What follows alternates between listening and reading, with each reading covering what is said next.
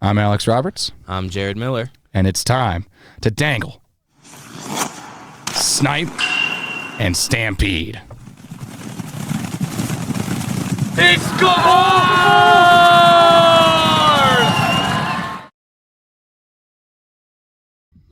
Welcome back, everyone, to Dangle, Snipe, and Stampede. I'm Alex Roberts. I'm Jared Miller. And guys, I have a confession to make. What is it? Despite covering this team for a year and a half, I've been saying the captain's last name wrong. How could you? Mark, if you're watching this, I'm sorry. Mark Borgi. That's how you pronounce it. It's not Borgi, but it seems like, Jared, you said that you kind of picked up on a lot of people saying Borgi anyways. Yeah, just based on the clips I got, I know. Yeah, I don't think it's one. I think it goes either way. Doesn't seem to be a preference, but. Well, regardless, Mark. Sorry. Anyways, also, this is going to be a really interesting weekend. Of course, kind of getting away from the lighthearted. That's to say the least, yeah.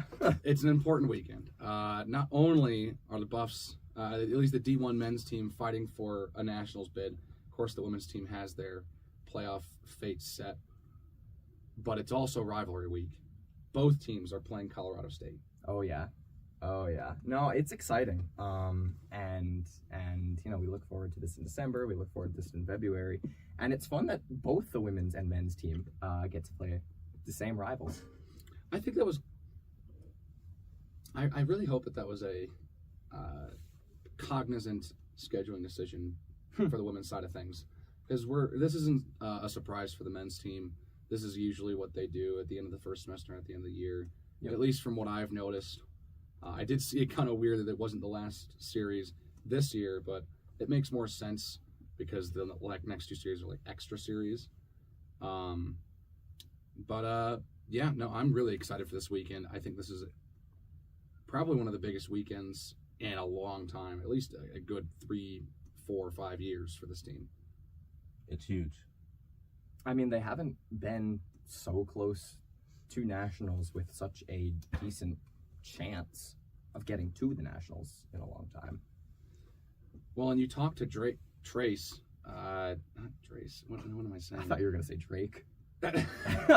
Trace, I want to say after the Oklahoma games, and you mentioned Nationals to him and how when they went to Nationals, the WCHO looked much different. Yeah, he told me that they could take a night off against some opponents back in 2018, the last time the team made Nationals. You had a couple games where there were these bottom feeder teams that you kind of take a night off and still play. Like, you still tried hard, you still practiced hard, but not every game was going to be a competitive game, and you were going to be better than a lot of other teams by a wide margin and be able to kind of cruise past those. Today, it's not like that. Every single team you play in the WCHL is going to be a close game, a hard-fought game. And we saw that last weekend with Arizona State being the 28th team in the country. And now, this week, CSU's the 30th team in the country. There's 73 teams. The bottom two teams are still in the top 30. Yeah. Exactly. You don't get a night off. And no. WCHL is still the highest average-ranked. Dude, conference. I mean, it's insane. Crazy. It's insane. The lowest ranked team is number 30. The average rank is what, like 16 or something like that? 17? Something like that.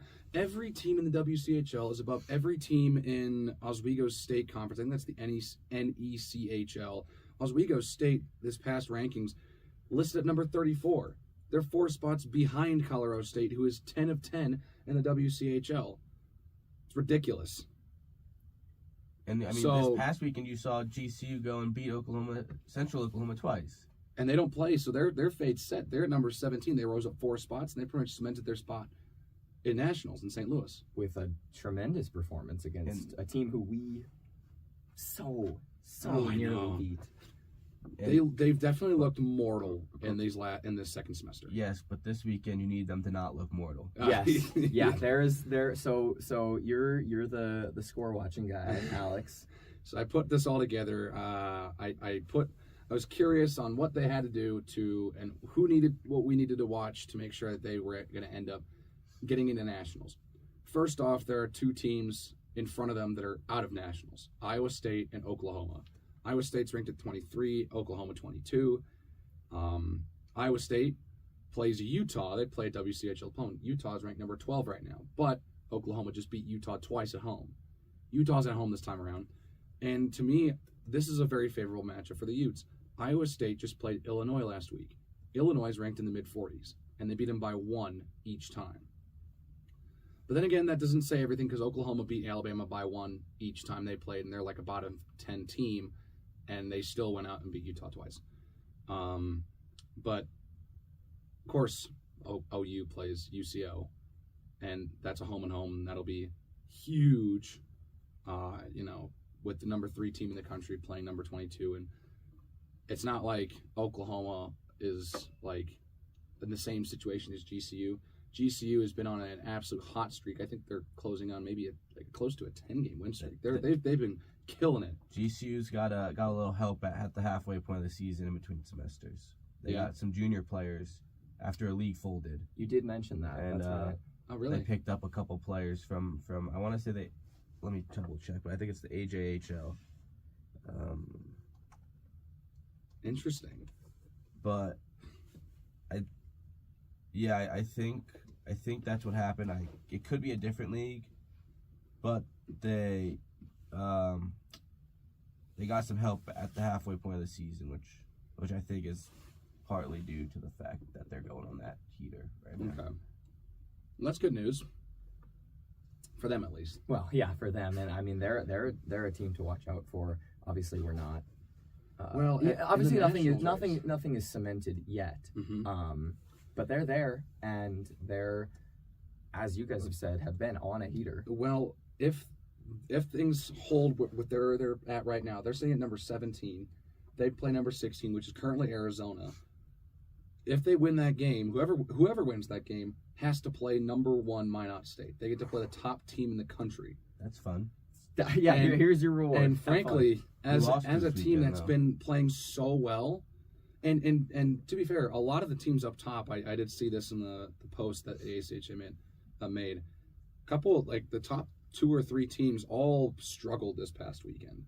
So GCU could be in a position to strike and knock out the number 1 team in the country in their first game if they don't move out of that position and end up having to play 2 or 3 or 4 or whatever. But moving back to the Buffs, I got the official. Oh, you did? It says 5 teams from the Alberta Junior Hockey League have moved over to British Columbia to join a different league.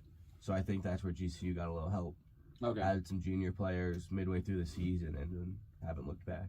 So sometimes it just happens. I'm just glad we're not playing them this year. I know. I mean, especially the second half. Especially this second semester. If that really contributed to this run they've been on, Jared, which it looks like it has. I'm sure it absolutely has, and yeah, Alex, I'm really glad we didn't play them this semester because they're on this run, and who's to say a series with them would have tanked our nationals bid. But going back to the Buffs, of course they need to pass Oklahoma and Iowa State first, and those are favorable matchups for the Buffs. The Cyclones and the Sooners are playing teams that are better than them, and if they want to get into nationals, they're going to have to beat teams that are better than them. It becomes a little tougher when we think about the teams who are currently in nationals. Now, of course, there are 3 auto bids that are 3 teams that are stealing bids right now. Oswego State has pretty much clinched the 24 spot and the bottom spot in nationals. Indiana University, Pennsylvania is ranked at just outside the top 25. But they lead their conference. They're in nationals. Westchester is 1 spot above Colorado in the rankings right now at 24. And because they lead their conference, they'll get a bid to nationals as well. So they don't need to worry about jumping Westchester. They need to worry about jumping Iowa State and Oklahoma. Delaware is the last team, the last large bid in right now, and they're at number 21. Going into this weekend, if bids went out today, they'd be playing Utah in the first round. at number 12. Delaware plays on the road against number 36 Syracuse this weekend. And that's a Saturday-Sunday series, so we're not really going to be able to keep track of that during our series, as that is gone from a Friday-Saturday series to a Thursday-Friday. Yeah. And that's a big part of this weekend, isn't it? Especially because our series got bumped up a day, we now finish and then just have to wait and hope that all the cards fall in the right way. Yeah. You forgot to mention, though, Colorado has to win both against CSU. Oh, yeah, of course. Duh, that's the first step. That's step one before Step anything one. else is... Win both So games. that's all Win that both. matters right now, because you can't control the other things. You'd like the help.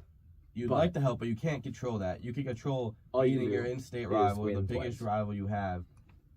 You don't want to let them play spoiler, and they want to play spoiler right now. Because And they have the chance number, tonight At number Especially 30. at home. at home, which I don't like how this changed from Colorado having the Friday game and then that neutral site on Saturday flipping to a Thursday night game. I think that gives CSU the advantage in this first game. The way I look at it is if you get to play that first game on home ice, you get the momentum from the crowd. If Colorado got that Friday night game at home in Boulder and win that one, take care of business, they have that momentum into Saturday where they have to win And one more they game. know they need to win that one game rather than... Now tonight, it's switched, and CSU gets the first home game on Thursday, which they got the first home game last time as well. The last time these two teams played in December. I think that's the advantage. They have the home crowd first. They have that momentum. They have that crowd around them in that first game. And I think the first game is very telling because if you get the momentum in the first game at home, you can carry that on the road. But starting on the road, I think there's this kind of... It's a slight advantage, but I think it's kind of tough now. It's tougher than it was before, and it was going to be tough either way to play your rival and beat them twice. And I think what's interesting about it is if they do end up winning, because recording this early on Thursday, if they do win this game tonight, they're in a fantastic position for the most important game of the season. They're at home. Oh, yeah. And a win at home, if they have a commanding win, say like that 8-2 game December last year in 2022, then that can be huge to convince the computers. Because, of course, there's the one that's just based on wins and losses, but then the other one is based on how badly you beat a team, and that goes up to 7 goals. So 7 goals or more, it doesn't really matter. So you could beat a team by 5, and that'd be great. By 6, that'd be great. But if you beat a team by 8, it's just as likely if you beat them by 7. Just got to win the game. Just got to win the games. But I think that's got to be the first priority. Just win. Doesn't matter what the scores. Just find a way to win the games. And because that they're playing against number 30, I think that'll do good things for them. I think, they need to win both, and they're going to need a little help with some other teams losing. I think the team that has the best chance to get knocked out is Pittsburgh at number 20. Just 2 weeks ago, they ranked at number 12. They dropped 5 spots last week to 17, and they dropped another 3 this week to 20. They're on a bit of a cold streak, and they have to go on the road and play a team in Rhode Island who's ranked at number 29, just 1 spot above Colorado State. So I think it's a perfect game because Rhode Island's probably a little bit too far out to steal a bit from Colorado, but they're also good enough to knock down Pittsburgh. So I think that'll be a huge weekend. Those 2 games will be huge, but I'm pretty sure we'll pretty much know our fate, and we'll know if we'll be even watching these games and looking at the scoreboard by the end of Friday night, because we'll be pretty much done before most of those first games are over. Yep. So they got to do their job first. I mean, it literally is. It's kind of nice, I will say. Do your job first, and you were literally first to go do your job. I think that's a positive. I know you said you're not a huge fan of finishing before the other games end, but I think it actually isn't as bad because you're not worried about those other games. Exactly. You're not watching those scores. You're not paying attention to anything else. You're inside the glass, playing your game, not worried about anything else. Because if you finish your 2 games and you win both, then all you can do is wait. But you're not worried about anything else right now. You're just worried about the 2 games. I mean, yeah, I personally prefer like going second. You know all the information. You know what you need to do basically. But I mean that I think is probably the approach they're taking for tonight and tomorrow is just calm down. It's 2 games. Just go win. Yeah, I think I see what you're saying. I just think in this case, like knowing less is better. Yeah. Because Less you're to not, stress you're not out, thinking, less to you're worry not about. thinking about anything else. You're thinking about taking down CSU. Yep. And you don't need more motivation than that. And I think that's huge, especially against Colorado State, because especially in Fort Collins, they're going to get inside your head. Like they can get inside your head, just like the fans in Boulder can get inside Ram players' heads. And we definitely saw that against Arizona State last weekend. Oh yeah. We'll get to that in a minute. But the last time Colorado was in Fort Collins, it was a tie game until a turnover right in the slot in the final minute. They were with that CSU team the entire time. That hurt. And I think they're even more confident in the second semester with their abilities. I think they found more sustained line combinations that's been working. I think so too. And I think they know they don't want CSU's going to want to play spoiler. If you're Colorado, you're like, we're not going to let them ruin our season, or not ruin, but end our season. Well, here's a thing that I'm just realizing right now. Since the start of the new year, Colorado State has won 3 games. Yeah. Really? They have not been playing very well. They started Really? the year off fantastic. They did, They yeah. beat a Mary team who's currently ranked at number 10 twice at home, and by multiple goals each time. Now, of course, we have no idea if that was a full-strength Mary team because that was it was usually during winter break for most of these schools. But their only other win outside of that was last week against Arizona State, and that came in overtime. Since then, lost by 6 to UCO. And remember, that game was at 4-2 with under 4 minutes to play. They surrendered 4 goals in the last 4 minutes against UCO. The next day, they lost 2-0. They play Missouri State at home. They lose 4-0, and then they lose 7-6 in overtime. That sounds familiar. And then they play Mary again on the road and get crushed, 5-1 and 6-1. This past week, they play Arizona State, beat them, and then play UNLV at home, get beat by 3 goals in both games. They beat or more. So they've had a couple tough matchups. They've had tough matchups. Which I would think if you're Colorado State plays a lot into how they're going to play tonight. They're like, we haven't been playing great. Feed into that spoiler mentality. Let's beat Colorado. And I think the one thing Colorado needs to do, they cannot overlook them. Especially because I mentioned this to you last night, but these are the final games of Colorado State's regular season. Yeah. So this is their senior night then. Yep. So they're looking to do all they can. Yeah, go out on a high note. Yep. And if you're Colorado, you cannot look over this team. You cannot see like, oh, they've only won 3 games this semester. This will be a pretty easy game. No, you cannot do that. Absolutely cannot do that with anyone in this conference.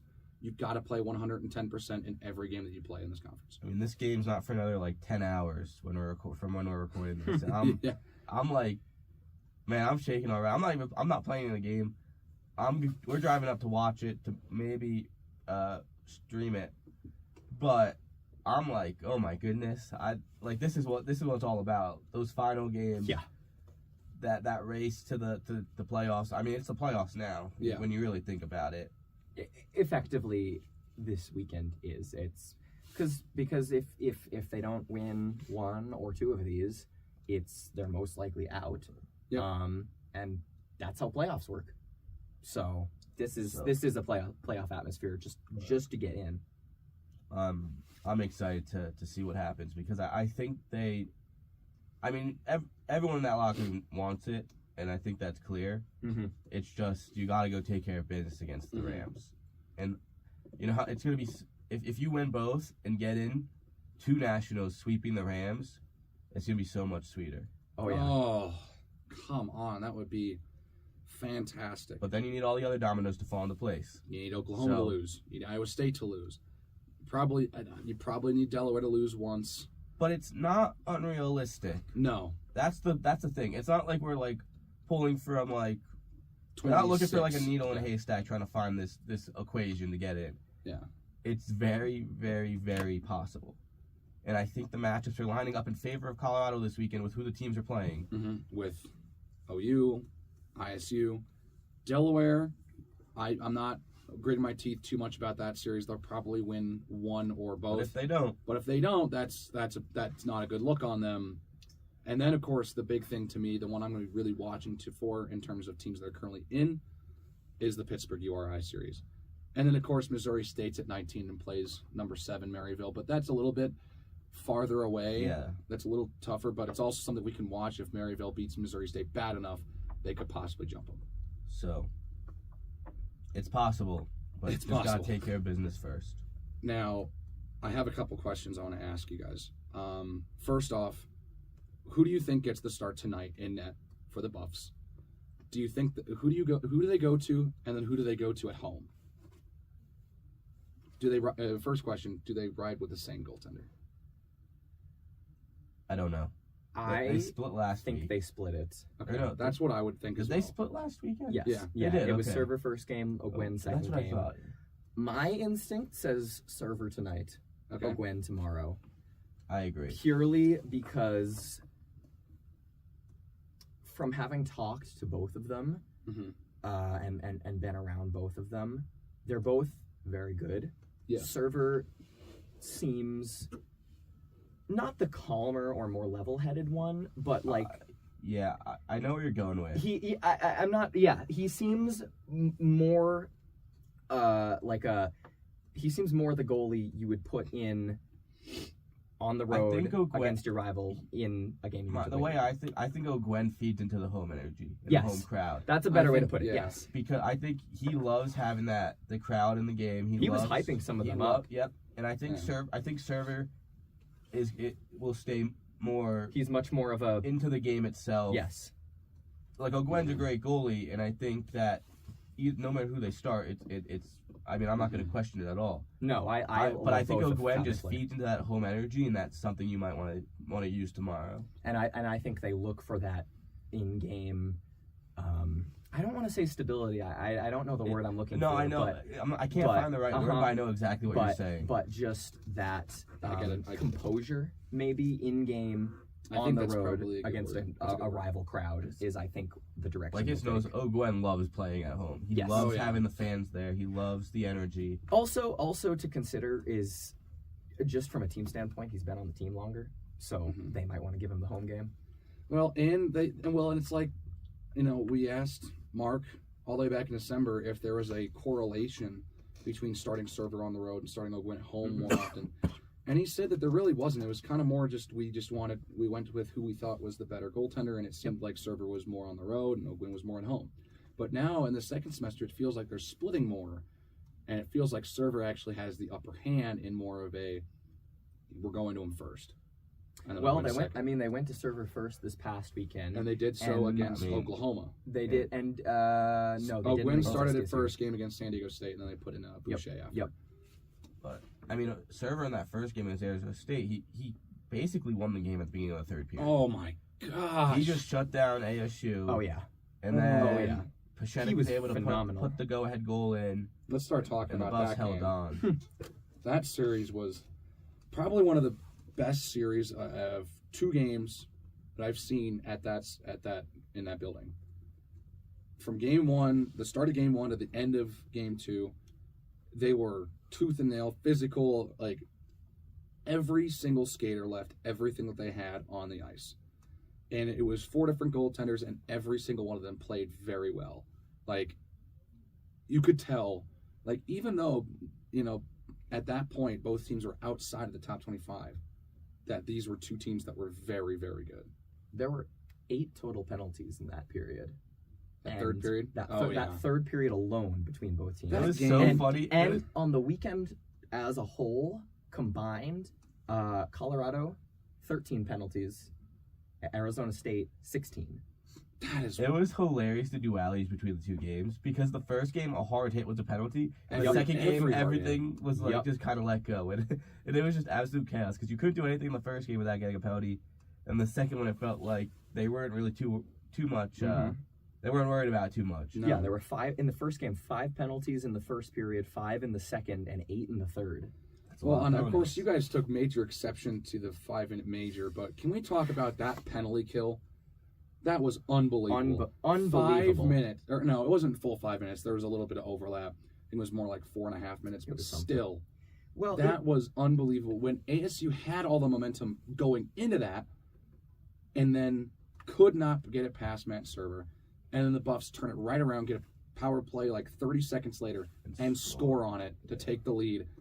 I mean, that's the story of the game right there. I mean, I asked Server about that after the game to still talk about him. I asked him about the game after that, and he basically said, yeah, that was biggest moment of the game. Basically, is you're on a penalty kill that I know I thought was not totally deserved. I thought it was a terrible call. At least, yeah.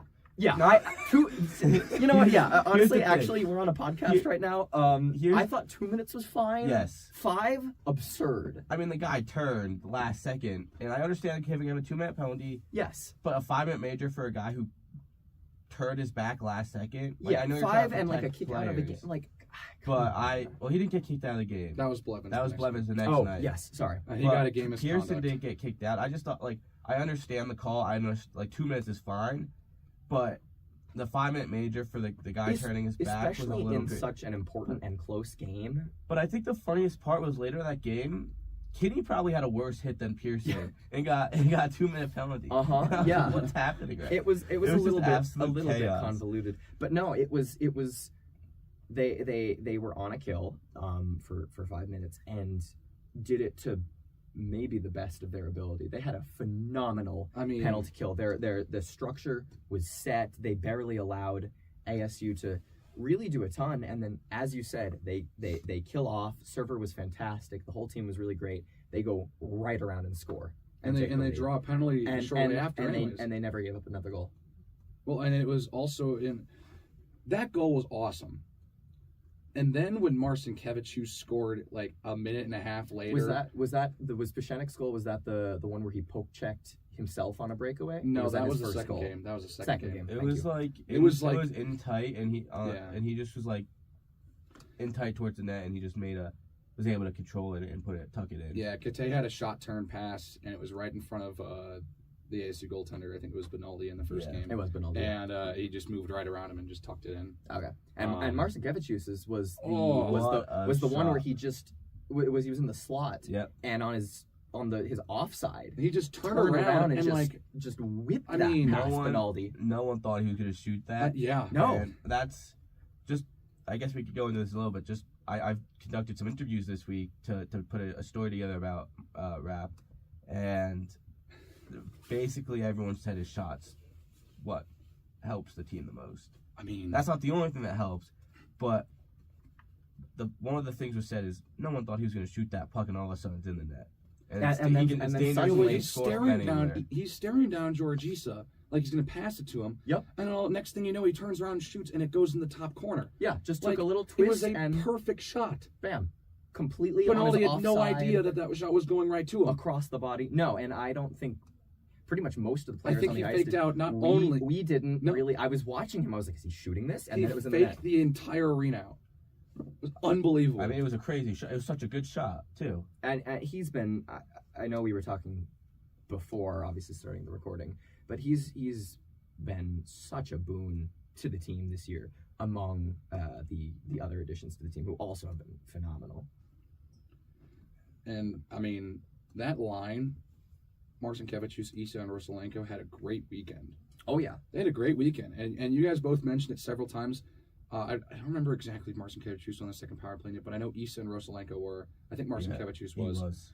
But like that whole line played well. The second power play in it was great. Of course, they didn't get a goal, but like they still played very well across the entire weekend as well. Marcinkevičius, he scored twice, and Issa and Rosalenko each got 2 assists. Yeah. So that team was producing this weekend. Well, and I want to say something here. That's true. Well, and Marcinkevičius, the shootout winner.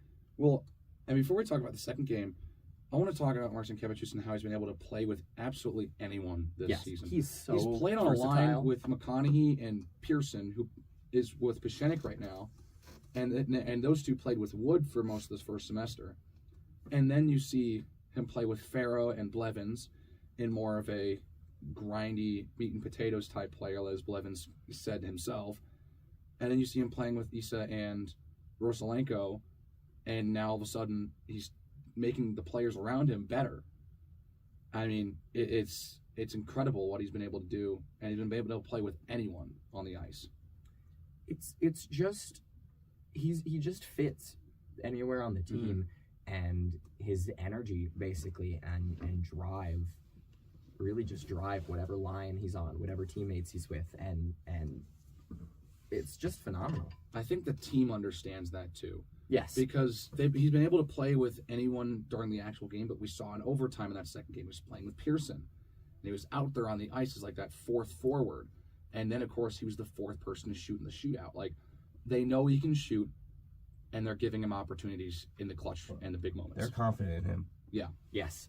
I would be too. He's Everyone I shown. spoke to said they're confident in him, and they know that when he's on the ice, he can score. And not only score. That's I think the underrated part of it is we talk about all the scoring and how well he like fits with his line mates. He But has to.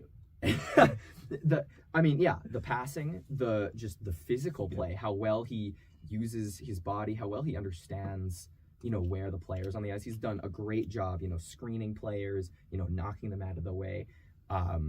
Just really all aspects of the game that he plays with just fit anywhere on the team and really boost the whole team. He's got a great shot, and he's incredibly physical, and he can play any style he wants to. But talking about that second game, I want to move from Marcinkiewicz to Pashenik, who has been on a heater recently. Pashenik's been on a run. Pashenik he quietly was building his way up the point board throughout the first semester, and he was getting a ton. He was dishing the puck. He was getting a lot of assists. Now he's starting to just put it in the back of the net, and he's just starting to fire and he's firing on all cylinders. I mean, it's been amazing to see what he's been doing. And of course, the first goal of that second game was really weird.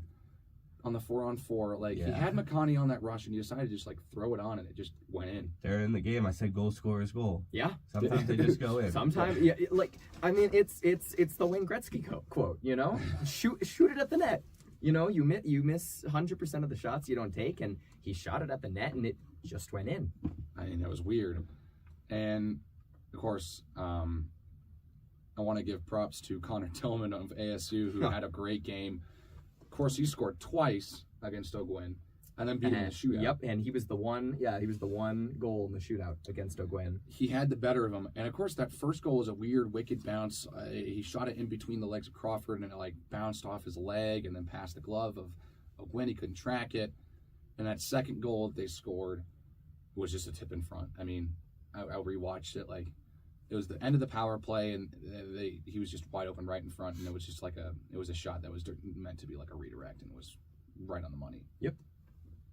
And then, of course, the second goal for the Buffs in that second game was huge from Trunco in the first period. I mean, oh man, what a goal! What a goal that was! I mean, and what a player as well. Just to briefly come off topic, is Trunco is another one of those players who just really adds energy to anyone he's playing with.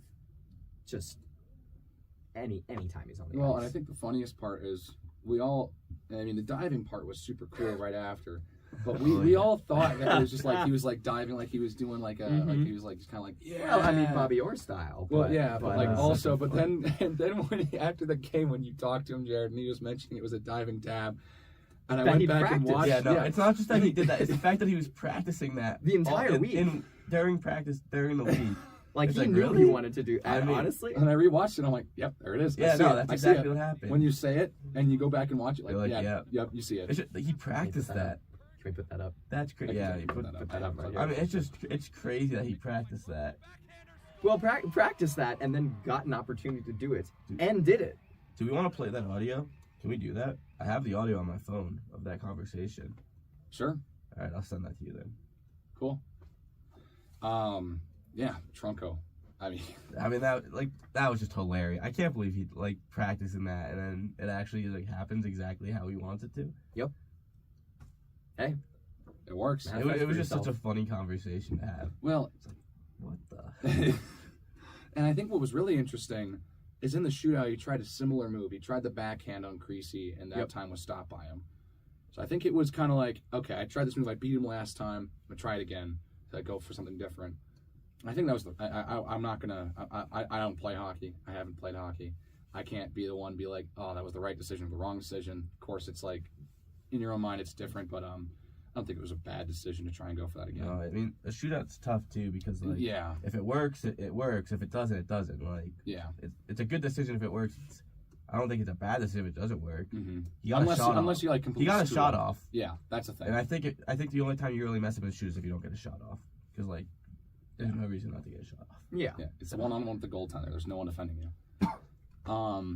But, I mean, then you get to the Peschenik goal that got him to lead in the third period. Mm-hmm. The clean block. I mean, clean block. Puck just rolling towards Creasy. He beats out the defender and just one move right around him and just tucks it in. Just like he did against Benaldi the night prior. I mean, that was awesome. it was really, really nice. Yeah, and I think the key was blocking shots because that one led to a goal. I mean, Crawford was blocking a ton. So obviously the first goal against the Buffs, it hit off Crawford's knee, took a weird hop over Ogwen's glove, but he was blocking shots all night. So if that goes in once, obviously it's a little disappointing, but I mean the fact he went back out there and just kept blocking shots and kept getting in the way. Keaton Foy's another one that comes to mind. He's not afraid to block a shot. Yep. The entire team's willing to block shots, and that one led to a goal directly, but it's just a team defense at that point where everyone's willing to sacrifice the body a little bit to keep that puck away from their goalie. So And sometimes you need to. yeah, Like, sometimes that's just what you have to do. I mean, so I love that part of the Yeah. game, Well, especially when and- you have those like Foy's been bottom six, fourth line pretty much all season, Mhm. But that doesn't but mean he they can't keep play. putting him in the game Yeah. because he's going to block that shot. He's going to Exactly. defend well. He's going to play hard, and occasionally he'll go out there and get you a goal. Yep. But if It's you have a crazy. player who's willing to block shots, that just earns you ice time. Yeah. That earns you more chances. That earns you those opportunities. Yep. And you're going to keep doing it because it's a team game, Mhm. and you do it for the team. Well, they've been playing him with Bunting a lot, and those two, I think, play very well together. At least that's what the team thinks as well, because they've been playing together pretty much all season, and they did a lot last year, too. So I think that they play well together, and they can put in Blevins in there with them. They've put, I think they put Farrow every now and then there. Like, it's kind of more, it's just your typical fourth line. It's just get down, get gritty, get physical. And that's like I'm pretty sure that's a pair of seniors that you're going to miss more than you. I don't know how to. You're gonna miss them yeah. more than maybe you think. Maybe they won't be producing on the point sheet as much, but that's a pair that you're gonna miss because of how they play that defensive game and Yes. help the team out. So, Yeah, they've been playing well. but they and- still got six games left this Yep. year. Hopefully more yeah, to hopefully at keep least going. 7. You know. And yeah, no, I think that. Well, and that goal at the end of the game, that was tough with like 10 seconds That left. one hurt. That one hurt. Well, You told me after the game that you thought they were done. I was You about, thought they were going to I lose was in about overtime. to say it to you. I thought that was it for that game. I really thought they were going. They gave up the goal. They just looked so deflated, Mhm. just like on the bench. They just were like, like come on, we So close. couldn't get that. And I really thought that Arizona State was. I mean, they were elated. They were like hyped up. Ran right into overtime. They had 4 shots. We had none in the overtime period. And Ogwen put on a masterclass in that overtime. He made was some really. phenomenal. I want to But highlight I that really, save. but I really thought, in just a second, I Yeah, just yeah, really yeah. thought that was going to be it. Arizona State was going to score like 2 minutes in, and that was going to be the weekend. Well, one, they almost had a really good They chance, nearly like, did. right off the face-off, Mhm. and they're called offside. It wasn't That was offside. not offsides. No, it wasn't. That was not offside.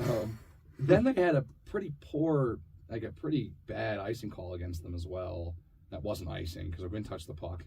But right That's off true. that, Yeah, but then they had that's a true. face-off center ice, and right off that face-off, they got a really good look, and Ogwen made a great blocker save, and that was, I think, the moment where it was like, okay, they're not just going to go away. They're not just bending. They're not going to break. Mm-hmm. And I think there's a couple things. I think with the number of seniors you have this experience, you have this just kind of composure, and then with everything on the line, they were just gonna bend and let it end like that. Mm-hmm. And I think they have the group of people on that team. I think they have this way of just keeping each other's heads up and keep fighting. I mean, you're right. They got a lot of energy on that team. Yeah. I mean, you're right, and That was the season. Yeah. At that point. that was, and they pulled it out, And now the season stays alive. That's hopefully a good indicator of tonight and tomorrow. Is can you pull it out again? Can you really just hunker down and just be determined and execute in a way that gets you 2 wins? Yeah, no, they've been playing very well. And as Liam said after the shootout win, he said it almost felt like they broke a curse. He did say that, and man, that was like an instant one-liner there. I know. And he's a little bit right, because we've been talking on here for so long. They've been talking. We've talked on the actual broadcast for so long about not winning both games, and they did. I mean, there were a couple series that were like, okay, cool, they split with Utah. Okay, cool, that's fun, that's nice. They split with Oklahoma, that's whatever. But like when you're splitting against Missouri State a second time after winning the first game, you split against Oklahoma after winning the first game. You split against San Diego State after winning the first game. It almost felt like they just they'd flipped the script from the first semester where it felt like they were playing poorly in the first game but played very well in the second game. Now it almost felt like they came out strong and then couldn't finish. And they finally were able to do so. And I think that if it truly was just like a curse, should pay dividends this weekend if they play similarly. Hopefully it's broken. You know, there's certain things where they've gotten a little unlucky, but they've figured it out. They figured it out. They gotta do it one more time. Yeah. Hey, and we were saying it. Winning streak starts at 1. Now they actually have a winning streak going. And it's different than not having one. And the difference with this weekend is it's 1 game on the road and 1 game at home. You don't get the benefit of being at home for both games. But if you win that one on the road, I think that game at home just gets a lot easier. And you have to win on the road. It's not like it's a choice anymore. It's win or go home. Do or die. And I don't think they want to go home. No. I mean, I certainly don't want them to. I don't think based on. I mean, you're based on you're talking with Rapp. He doesn't want to. Nope. No one wants to. Nah, Trunko's in. The goalies are in. Everyone is in. There's a number of seniors on this team. There's, I believe, believe, there's like double digits. It's double digits. I believe I was told 12. That's crazy. They haven't been to nationals. What a way to end their careers with a trip to St. Louis. Well, and you think also about certain. Too. I would love to go to Oh St. yeah. Louis. Selfishly, I'd like to go. I would buy a ticket. I'm buying a ticket immediately if they're in. See, Wednesday night, I'm buying a ticket. Even though I am from I was about Chicago, to say, yeah, you in St. Louis. I'd still like to go to visit St. Louis. That would be fun. I mean, of course, St. Louis is kind of stinky, according to a Chicago snob, but they gave us the nickname the Windy City. Did they? Yep. There was Really? some controversy. I forget exactly what it was, but it was in the courthouse, and some guy from St. Louis was trying to chirp, and some guy from Chicago was like, "Why don't you go back to the Windy City?" or something like that. It wasn't actually nicknamed because it was windy. It was an insult from St. Louis. Huh. Well, what do you know? Yeah. Okay. And so keeping on the topic of St. Louis, there's several players on the D1 team. I was about to say Trunko. I think is from St. Louis. Blevins has ties to St. Louis, and I think there's at least one more person. I know has Server. ties to St. Louis. That's If he's what not from there. Trace is also from there as well. Well, there you Yes, go. that too. So a homecoming for several players for this team. So that would be pretty cool as well for the team to kind of go visit St. Louis. Also, sorry. Sorry for insulting the city. It's just inferior to Chicago. Tough. It's like me with New Jersey. It's tough, okay. Tough day for Alex. It'll be even tougher. We'll have apologies from you today, Alex. Oh, no. That's First, true, I have to yeah. apologize to Mark, now I have to apologize to several other teams for calling the city trash. It's whatever.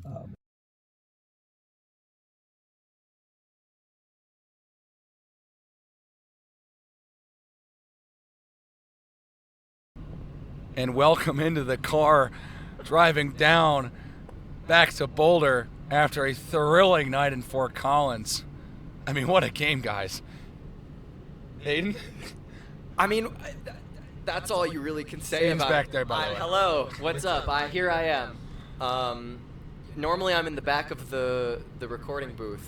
Now I'm in the back of the car.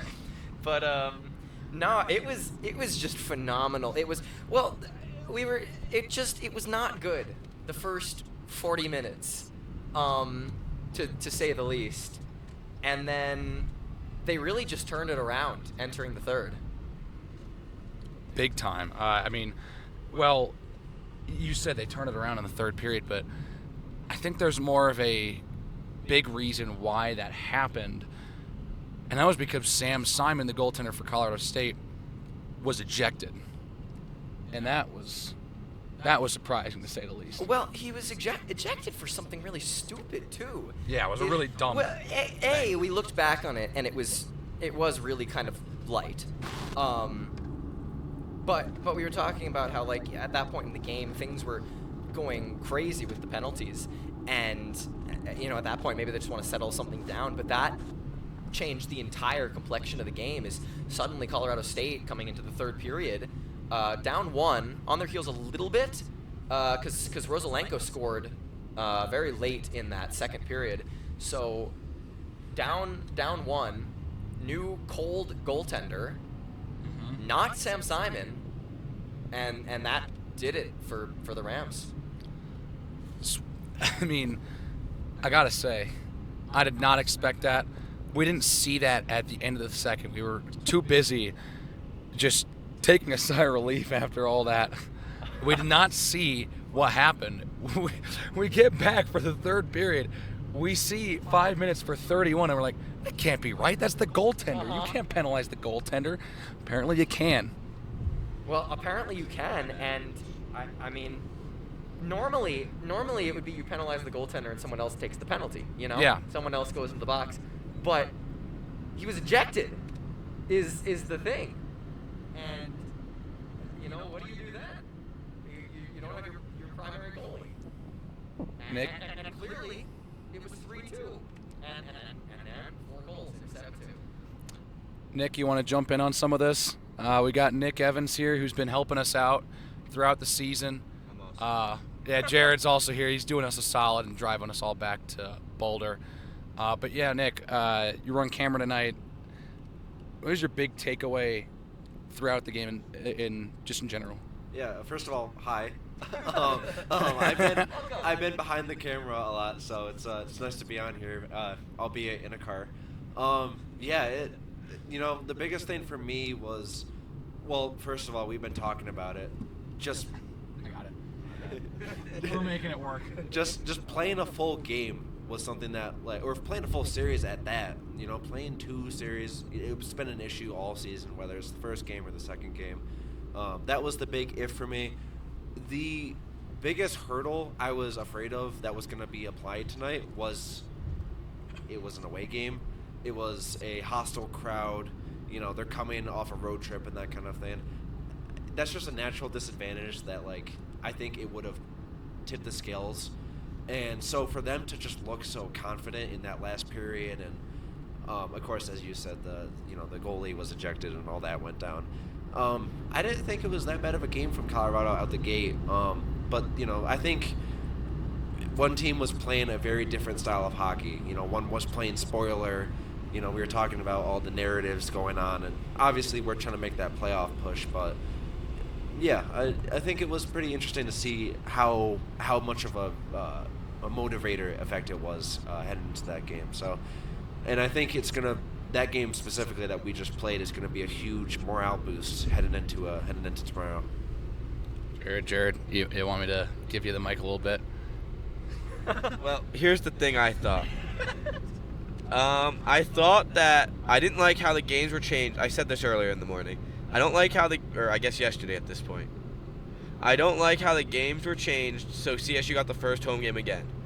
Because I think that gives them an advantage with the fact that they get the home crowd on their side the first half of the game.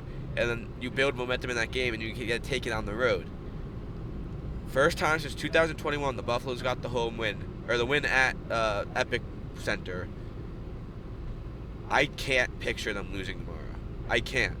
Friday night, I cannot see them losing to the Rams in front of their home crowd in a must-win game that I think if they win, I don't know what percent, but I think if they win, they have a great chance of making nationals. Obviously, a lot of other things have to happen, and we don't know what happened yet because none of those games have been played yet. But if they win tomorrow night, Friday night, I can't see them losing. I can't see them losing at home and let the Rams play spoiler at their nationals hope. If they're going to lose, it's not going to be because of the Rams. Or if they're going to miss, it's not going to be because of the Rams. It's going to be because everything just didn't fall the right way. But they're not going to let the Rams ruin end their season early. I mean, I hope that that's what happens, Jared. I'm a little bit more pessimistic than you are. Just purely because this whole season, aside from the Arizona State series and aside from the San Diego series in September, they didn't show that ability to really put the foot down, really close off the opponent, really shut the door. And obviously it's a different scenario tomorrow. I think the crowd will be unbelievable. I think the rec will be rocking, and obviously you had this huge win on the road. You need to come in to your home and dominate really, but win at the very least. I hope they can. I hope so think too. they can. I'm not sure if they will, is where I'm at. I can't see them losing tomorrow night. I just can't vision it letting the Rams spoil their Nationals chances. I mean, you can't let it happen. You've got enough players on the roster that I do think you're right a little bit. You've got enough players on the roster that I think do, want this so much that the ability to get that in front of their home crowd is tantalizing enough that they're going to put, all their energy toward it, all their, everything. Basically, the early key for the game tomorrow is same as today. Stay out of the box. Update. We're now in Loveland. Awesome. Left Fort Collins, not Colorado Springs, as I just said. That is the Can't other believe way. you got those mixed up. No, they're not actually the same city. I was going No. to say they're like the same city. They're not. But anyways, I want to pivot towards the game we just saw, and what stood out to me, the big hero in the game, Jacob Rosalenko.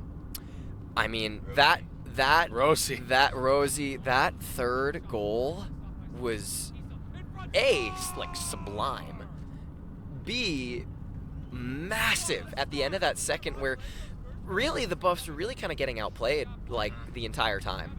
I think we've been more excited for a goal this season. I mean, you I nearly punched broke the your wall, hand on the yeah. wall. You were shaking. You were shaking. Both of punched us, the wall. Jared, are yelling in the background of your call, Alex. It was a crazy moment. Yeah, that was. You were shaking your hand for the rest of the period, and now I didn't know exactly what you did. I thought you would high five one of the other guys that we were there with, really hard, and you were just like, "Oh man, that stings," but no, you slapped a wall. I did. I got too excited. I did. I got too excited. I just love hockey. Do you want me to make a quote post for that, Jared? Quote, I did. Jared Miller on if he punched the wall. I mean, it's fun. Hockey, I just loved it. It was so exciting. It was such a big goal. It's hard not to, I don't know. It was, yeah. I don't know what to say. It was the way it happened, too, as well. was awesome. The whole setup of it, because Rapp came in down the near side boards and made an incredible pass into the slot. And do you know who got that primary Blevins. assist? Blevins, okay. So Yeah, then the first Blake shot. comes in and gets the shot off on Simon, and he makes the pad save. And it Rebound rebounds is right there. Right back through the slot to Rosalenko. And he kind of looked up, was like, oh, I have the puck, and shot it right past him. Oh, that was amazing. That was the best moment of the season so far for me. Especially covering the team. Absolute highlight moment. Fantastic. Especially considering the ramifications of it. Oh my gosh. A huge win on the road, not at that point, but obviously now a huge win on the road. Plus, now going back home with a chance to almost certainly, I would think, clinch nationals should they win. I hope. We'll talk more about this next week on the next week's episode, but kind of want to get your gut reactions. Yes. But Nick, you got any Not a final car. thoughts just about the game in general, like gut reaction? I want to ask this to all of you. Yeah, and I mean, to Aidan's point, like, that to me is like my favorite player to watch that we don't talk about too much. Is Marcin Cavendish, who's like just a spark plug, man. He starts everything, and you know, he's to me he's the guy that starts those plays, makes those passes, and I don't know, like sometimes it's kind of easy to forget that he's out there, or you know, because he's just It's surrounded not by for so me. much talent. It's not for me. Because he just makes any team he's on 10 times better. And I think his flexibility in that and just ability to play literally anywhere. I'm surprised he doesn't have captainship right now because Well, he is a freshman. he is okay. Well, he is a freshman. By the time all is said and done, he definitely deserves it because you can tell that he just makes every line better. Yeah, by the time you're a senior. Yeah, we'll grow together. But yeah, he, as I said, he just makes every line around him better. You can tell that he has good chemistry with his teammates. He starts a lot of plays, and he makes those kind of passes. So it was really great to see people like that shine tonight. And the job's not finished, though. Like, as you said, Aidan, tomorrow is everything, and there's no guarantee that they do it. So when they start tomorrow, it's going to be 0-0. It's about making sure we go up and we stay up because there cannot be any more bad giveaways. There can't be any more missed passes or anything like that like we've been seeing every now and then because you're done if that happens. And we interviewed the guys. I think they know that too. So it's just going to be about being in the right headspace.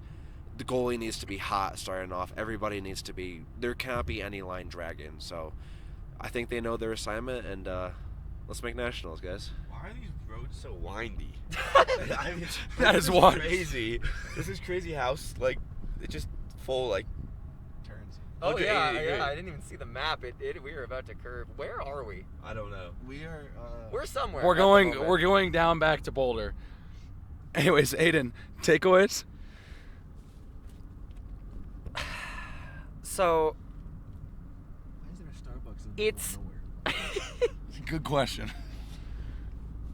it's difficult because this game really was kind of a tale of two teams almost.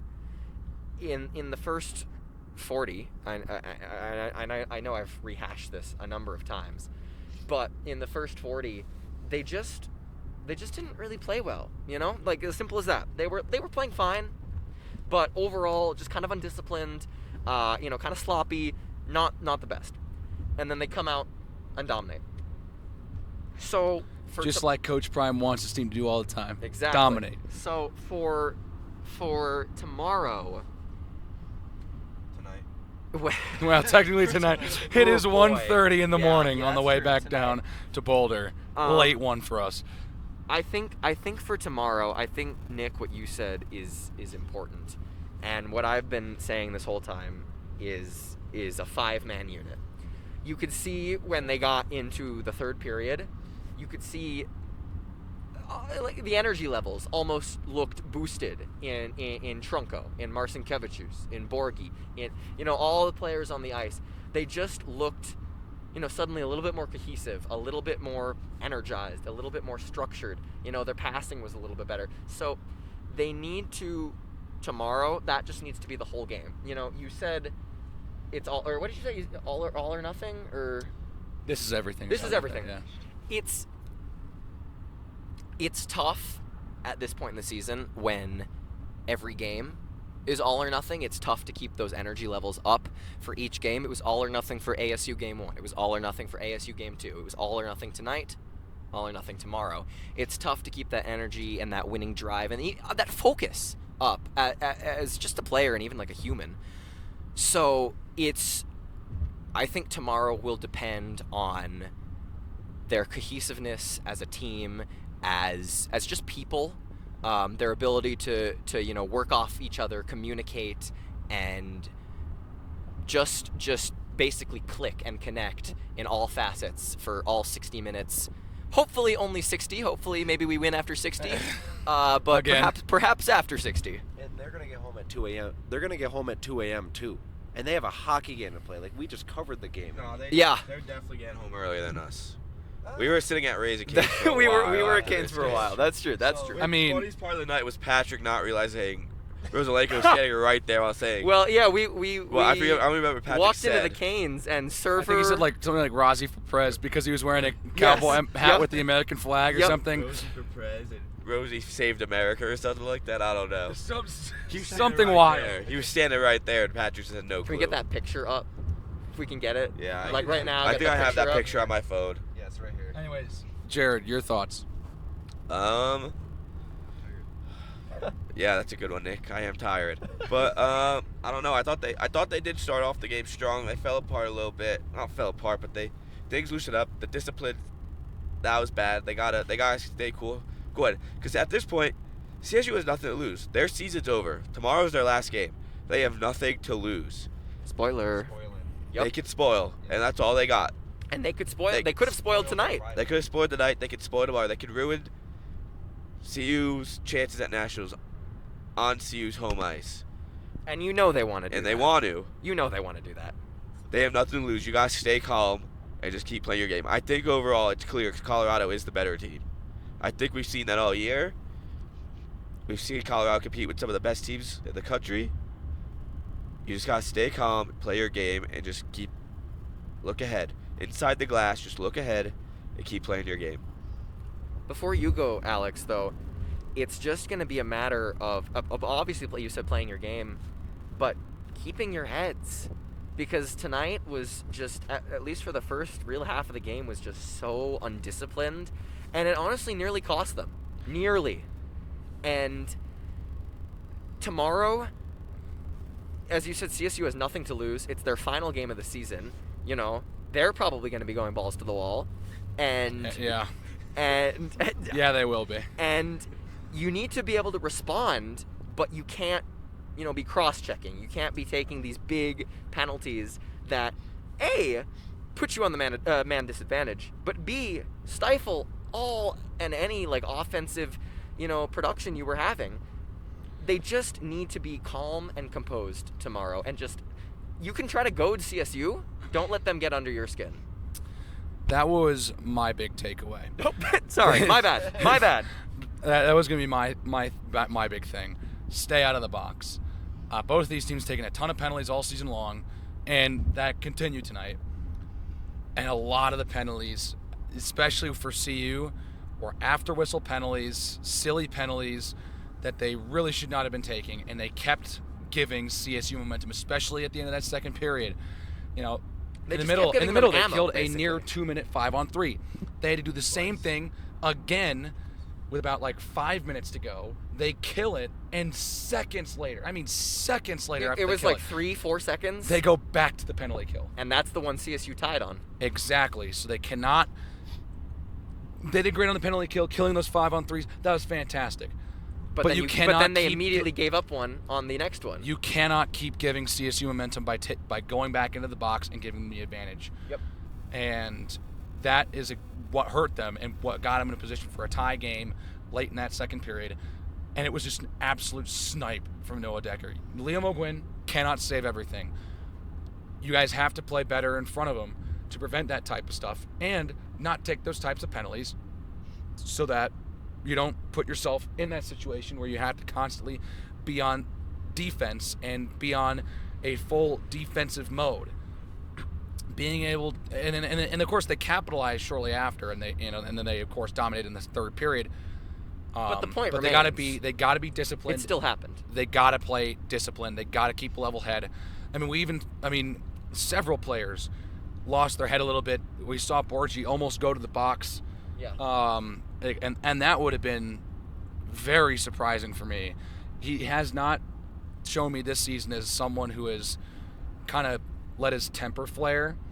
So I think that is huge to kind of look forward to. And we said it, that was a moment where they kind of needed to wake up and be like, okay, we cannot take these types of penalties. We got lucky that Yes. we did not go to the box there. Cannot take those They types got of very penalties. lucky there. I really thought he was going to the box. But yeah, so I think that I think that's the big thing, big key to the game. Number one, stay out of the box, and that hopefully should guide them to success. Because even though, and again, their penalty kill ranked at the bottom of the conference. The penalty kill played good tonight, but they cannot stop everything, and they have to minimize the times that they go down a man and have to play defense. That's my big thing, and yeah. I mean, I think something that will help is Matt Server's starting tomorrow. Yep. He's going to be their backstop, and I still don't know really how to phrase this, but honestly, I think it's best seen in their playing styles. Is just Ogwen seems a little bit more, like fantastical, you know? Server is just a little bit more reserved in his play, and Server also has been pretty outspoken the past, 2 weeks or so about, when they've been playing poorly. He hasn't been afraid to hide it. And so I think that having him in net might help them, because then there's someone literally on the ice playing the game with you to be like, guys, stop it, like calm down, And I think his presence might help them. Well, we'll all have to see tonight.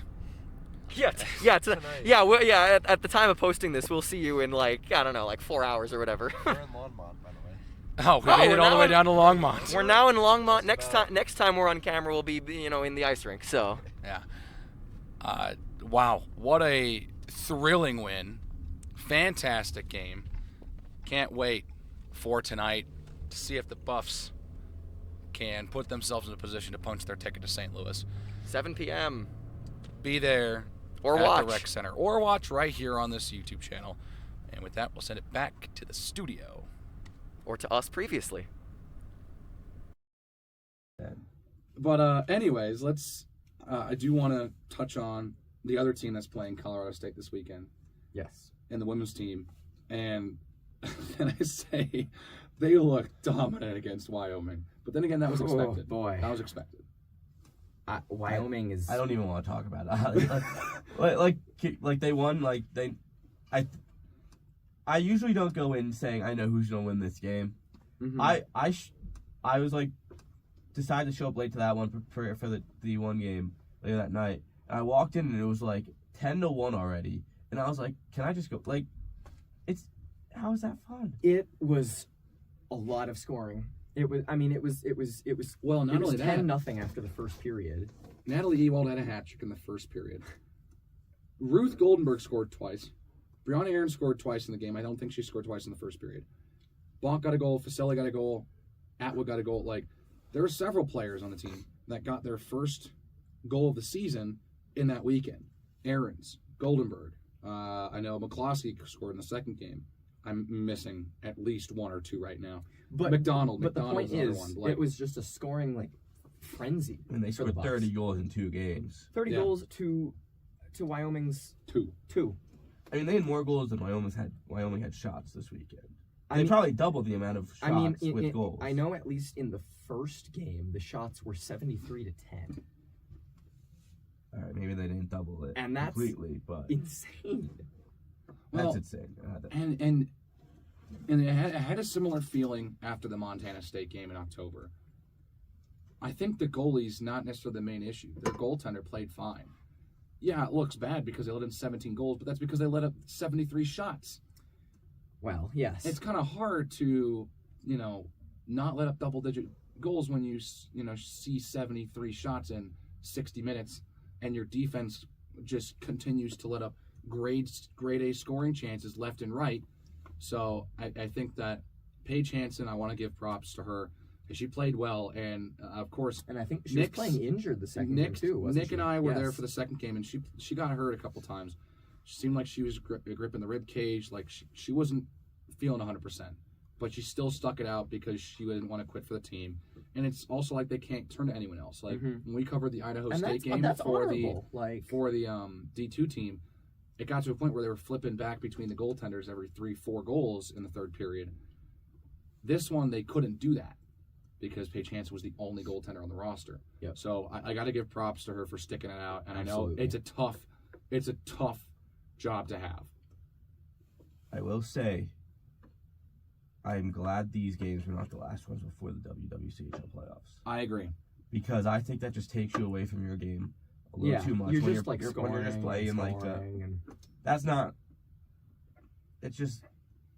Yeah. You got to play a closer game. Even if you go and destroy CSU at home, it's going to be more competitive than it was against Wyoming. And I think you need that going into the WWCHL playoffs. And I think it's a benefit that they're already locked in at the 2 seed, this women's team. Mm-hmm.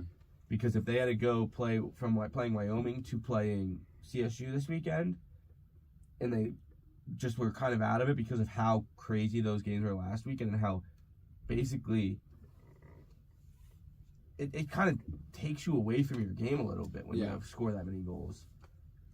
That I think it's going to be nice to see them play against a more competitive team and get those games before having to go to Utah for the playoffs. Absolutely, I totally agree with that. Yeah, I mean, you're totally right. Just that amount of scoring, you just kind of get lax, and you're not, because I mean like no insult to like Wyoming, but they were not, anywhere in that game, and so you don't really have to really focus on defense all too much in a game like that.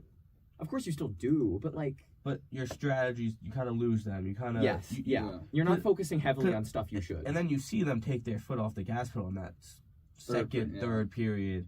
Where they're starting to try new things and try to get creative with things, and they're not skating as hard. They're kind of, I don't know. I don't think it's beneficial for them to play those games at all. Maybe a little confidence to get some new players on the score sheet. And kind of prove to some of them that, like, hey, I can score. But I think overall it's just not beneficial to play those games because I think it just takes away from what you've been working on. It's like it's a completely different game, it feels like. Well, it's now those two games make you now.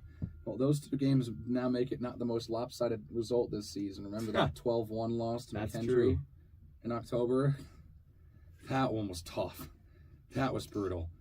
But yeah, like they get CSU at home. It's rivalry week. They get an odd chance on Sunday at noon to honor the seniors before they go to Utah for their last games at the Rec Center. And who better to have it against than CSU? I mean, who better to have like any game against than CSU, honestly? And you could those are just always and it's fun flipped games. for this women's team because they can play spoilers for CSU. That's true. That's true because CSU is out ahead. of the WWCHL playoffs. It's all win percentage, and I don't know exactly where things are. Utah's done. They have 4 wins. I think they're in. I think Utah's locked. I think it's those bottom 3 teams fighting for one spot. Well, GCU and Denver are done. These are the only conference games left on the schedule. And if CSU loses both of them, I'm not exactly sure if that means they're out and GCU gets in, they're out and Denver gets in. I'm not 100% sure how that works. Of course, we'll see. But you can play spoiler. But you can play spoiler. But I think they play spoiler. I think that's how the numbers work, if I remember correctly last time I looked. So then again, I'm not good with numbers, so that doesn't mean anything for me. Man, but would it be so interesting? GCU wins 3 games all season, and they get to go play postseason hockey. You know, it's a fun sport. Hey, that's how it happens. But hey, you said it. You get into that tournament, anything can happen. CSU was number 4 last season, and they won a game. Well, do we want to transition over to the end of the BMHC season and D2 hockey? Well, you talk about anything can happen. Because CSU went on a run. Anything can happen, and hey, that was crazy. Anything almost happened. I mean, for our D2 team. They looked good against Wyoming, and that was expected. Yes. Patone's got a hat trick, and that was awesome. And then they looked good against Metro. They were tied in the middle of the third period. It was fun. I totally forgot that they were on the road and they were not playing in the home whites. So I thought they had scored to take the lead. And I was like losing my mind. And then I realized, oh, yeah, they're not the home team. They're playing in the road black uniforms. Dang. And then they let another one, and that was it. Dang. But close. CSU, real close. I mean, CSU took down Denver. Was Denver overtime or a shootout? It was a shootout. And then they beat Metro the next day in overtime. That was wild. Well, and that to me was the most surprising part about too, right? Overtime, yep. The most surprising part about that to me was that neither Denver or Metro State had lost to either CSU, CU, or Wyoming. those 3 teams had not beaten Denver or Metro State all year long. Metro State hadn't lost a conference game all season long. Yep. Denver had only lost to Metro State. That was it. And Colorado State had put on a show. Now they're regionals. And now they're in regionals. Metro State, obviously, And they it steal a bit. hurts Metro State a little bit. But they're still going to be in regionals. They're still going to have that chance to get to nationals. Denver's going to in be regionals too. Denver's going to get in the regionals. So, and weird to think that 3 of the 5 teams in the VMHC are going to be in regionals this year. But, I mean, Colorado State just stole a bid from another team. Because they weren't going to be in regionals, were they? They were out No. of it. And they steal a bid. Metro probably was going to have a... If they won, they probably could have had this auto bid to nationals, right? Yep, they probably could have been To top 2. 2. Could have been. So now they gotta win their games now, which they're Yeah. gonna have to win either way. But Colorado State just shook things up a good amount in the West Regional, which that's exciting. But season over for the D2 team. We'll talk more in a review for the season when all 3 teams are done. But I think it was fair to at least talk about it a little bit and touch on it. A crazy BMHC tournament finish. I mean, Denver finished first last season. They didn't win the conference tournament either. I think actually Denver did. But Metro State, they were 1 game away from nationals last year. They beat Denver in regionals and were 1 game away from nationals. So so was UNC. Northern Colorado was 1 game away as well, and of course their program was not playing this season. But now another 3 teams in the conference go to regionals. Should be interesting. What happens? I don't remember where regionals are held this year for the West. I don't remember the West regionals are this year. I have no clue. I don't remember at all. But so. Any other final comments before we head into the biggest weekend of the season for CU hockey? At least for the D1 team.